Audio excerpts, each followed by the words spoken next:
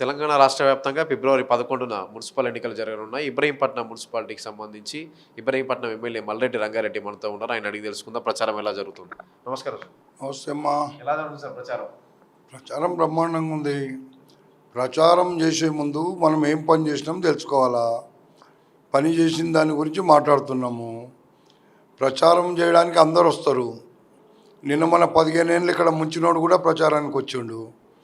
ప్రచారానికి వస్తే మల్రెడ్డి రంగారెడ్డి చేసేటివన్నీ వెనకట నేను చేయలేకపోయినా ఇప్పుడు వాళ్ళు చేస్తున్నారని వాడే చెప్తున్నాడు. అందుకే రాజకీయాల్లో ప్రజలకు కావలసిన వసతులు ఇచ్చి ప్రజాసేవ చేయాలనే మనసు నిండా దృక్పథం ఉంటే ఎప్పుడైనా రాజకీయాల్లో రాణిస్తారు. నా దగ్గర ఇక్కడ ప్రజాబలం లేనోడు, ప్రజా వ్యతిరేకంగా ఉన్న మనిషి ఓడిపోయినాక కూడా గెలిపించుకుంది టీఆర్ఎస్. ఎందుకు చేస్తాడు? ఇక ఏడ భూములు కబ్జా పెట్టాలి, ఎక్కడ డబ్బులు వస్తాయి, ఆ పనిలోనే ఉంటే ప్రజల పని ఎవరు చేస్తాడు? అందుకే ఈరోజు మల్రెడ్డి రంగారెడ్డి 41,000 మెజార్టీతో రంగారెడ్డి జిల్లాలో గెలిచిన వ్యక్తిని, నేను ఏకైక వ్యక్తిని.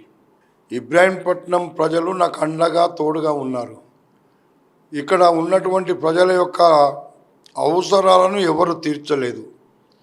దాదాపు 225 కోట్ల రూపాయలు మా ముఖ్యమంత్రి రేవంత్ రెడ్డి గారికి చెప్పి, మా ప్రభుత్వ మంత్రులకు చెప్పి తీసుకొచ్చిన ఒక హాస్పిటల్ ఉంది ఇక్కడ, ప్రభుత్వ 30 పడకల ఆసుపత్రి.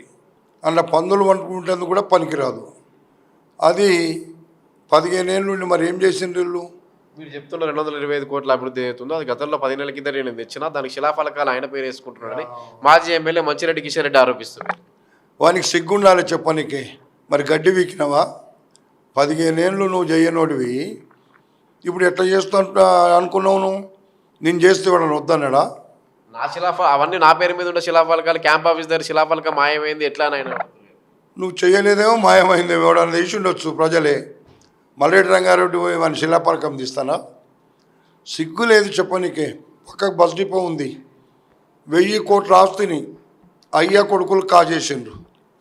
అయ్యా కొడుకులు కాజేసిన 1000 కోట్ల ఆస్తి సిగ్గు లేకుండా కోర్టులో పోతే, ఇప్పుడు ఇది ప్రభుత్వ భూమి అని కోర్టుకు పోయింది ప్రభుత్వం. నువ్వు పేదోళ్ళకి ఇవ్వాల్సింది గద్దలకు, నువ్వు నీ గద్దలకు వంచిపెట్టినావు కదా. ఏమన్నా బసము? నీ అయ్యే సంపాదించిండు ఆ భూమిని? ఎవడు సంపాదించిండు ఆ భూమి? ఎట్లా తీసుకున్నావు నువ్వు? ఓఆర్సీ అధికారం ఉందని నువ్వు, నీ కొడుకు, నీ పట్టే, నీకెవడో పట్టువారి ఉన్నాడు, అందరు కలిసి తీసుకొని ఈరోజు కోట్ల చుట్టూ చక్కర్లు కొడుతురు కదా. మల్రెడ్డి రంగారెడ్డి సొంతంగా తీసుకుంటే చక్కర కొట్టకపోదురు మీరు. ఇది ప్రభుత్వ భూమి, ఇది ఎక్సైజ్ భూమి అని కలెక్టర్ చెప్పి కోర్టులో వేసారు. మరి ఎందుకు చక్కర్లు కొడుతున్నావు? అన్నీ ఇవే పనులు. కబ్జాలు చేసుడు, కడుక్క తినుడు, పేదోనికి చేసేది ఏం లేదు. ఇదే మున్సిపాలిటీకి సంబంధించి వార్డులు కూడా తెలియవు మల్రెడ్డి రంగారెడ్డికి అని చెప్పి ఇటీవల మళ్ళీ ఒక కామెంట్ చేశారు మంచిరెడ్డి. మంచిరెడ్డి అన్నట్టు మంచిరెడ్డి ఎవడన్నాడు? లుచ్చారెడ్డి అంటారు. నీకు ఒక్కటి చెప్తున్నా, సిగ్గుందా నీకు? పోయినసారి ఓడిపోయినావు కానీ నాతో ఇండిపెండెంట్గా 300 ఓట్లు ఎందుకు వేసి గెలిపించారు నిన్ను?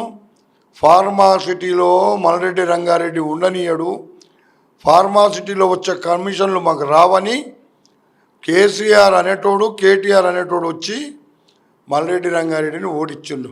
80 సీట్లు వచ్చినాక ఓడిస్తే నాకేమైంది? మీ ముడ్డి మీద అన్నట్టు 41,000 గెలిచిన. నువ్వు ఎప్పుడన్నా 4,000తో నన్ను గెలిచినావా? రంగారెడ్డి హైదరాబాద్ జిల్లాలో ఒక్కనే గెలిచిన. టీఆర్ఎస్ గాలికి ఎదురిచ్చి కొడి గెలిచిన పోయినసారి, ఈసారి కూడా గెలిచిన. మల్రెడ్డి రంగారెడ్డికి ప్రజాబలం ఉంది, నీకేముంది? నీవు పనికి వాళ్ళోడివని ప్రజలందరూ చెప్తారు. నీకు దమ్ముంటే ఒక 4గురిని గెలిపించుకో చూస్తాను నేను. ఇక్కడ లాస్ట్ టైం బీఆర్ఎస్ కైవసం చేసుకుంది మున్సిపల్ పీఠం, ఈసారి కూడా బీఆర్ఎస్దే. బీఆర్ఎస్ ప్రజా వ్యతిరేకత కాంగ్రెస్ మూట కట్టుకుంటుంది కాబట్టి బీఆర్ఎస్దే అని మంచిరెడ్డి అంటారు. ఈ వ్యక్తిగతమే వాని గురించి మాట్లాడక, ఎంత తక్కువ మాట్లాడితే అంత మంచిది. ప్రజల గురించి మాట్లాడి చెప్తా. ఆ పనికి వాళ్ళ గురించి మాట్లాడి నాకెందుకు మాట్లాడిస్తున్నావు? ఇక నాకు ఎందుకంటే ప్రజలను ముంచిన గురించి ఎవడని ఉంటే నాకు చాలా నాకు ఇరిటేట్ అవుతా. అందుకే ఇబ్రాహీంపట్నం మున్సిపాలిటీకి సంబంధించి 24 వార్డుల్లో ఇప్పుడు కాంగ్రెస్ గెలుపుతో పాటు మున్సిపల్ పీఠం దక్కించుకుంటుందా? మున్సిపల్ పీఠం అనేది పక్కకు పెట్టండి. ముందు నీకు ఎవడన్నా చెప్పిండో 4 సీట్లు ఎవడన్నా గెలుస్తాడని అడుగు. ఏ పార్టీలను అడిగినా చెప్పు, ఏ పార్టీలను అడిగినా 4 గెలుస్తారా మీరు అని అడుగు. ఇక అంతే ఇక రిజల్ట్ నాకు తెలుసు. దరిదాపుల్లో కూడా లేరు. నా దగ్గర సర్వేలు ఉన్నాయి. మా ముఖ్యమంత్రి కూడా నాకు సర్వే చేసి పంపిండు. 24 సీట్లలో గెలిచే అవకాశం మాకుంది. ఒక 2-3 సీట్లలో కొద్దిగా అటు ఇటు ఉంది. ఎక్కువ అంటే అందరు కలిస్తే 4 సీట్లు పోతుండొచ్చు, కొన్ని పరిస్థితులను బట్టి, క్యాండిడేట్లను బట్టి. ఈడ ఎవ్వడు కూడా కాంగ్రెస్ పార్టీ విజయాన్ని, కాంగ్రెస్ పార్టీ ఎక్కించే జెండను ఎవరికి ఆపే దమ్ము ధైర్యం లేదు, సత్తా లేదు.